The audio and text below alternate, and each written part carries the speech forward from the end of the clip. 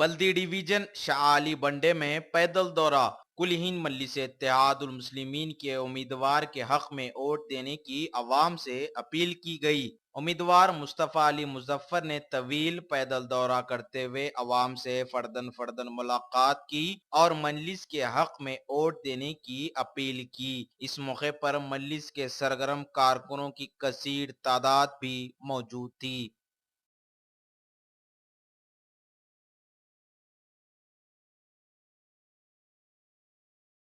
इंशाल्लाह ज़रूर जीतेंगे। हम सबकी दुआएं उनके साथ है और पब्लिक का सपोर्ट उनके साथ है। इंशाल्लाह सबका सपोर्ट है, भारी एक्शन अल्लाह करेंगे भी ज़रूर। बहुत पब्लिक का सपोर्ट उनके साथ है और हर माँ की दुआ उनके साथ है। इंशाल्लाह ज़रूर कामयाब होंगे। जी बिल्कुल जीत पाएंगे, क्योंकि हर साल मजलिस यहाँ से जीतते हुए आए हैं। इंशाल्लाह अभी भी आगे भी ज़रूर जीतेगी मजलिस।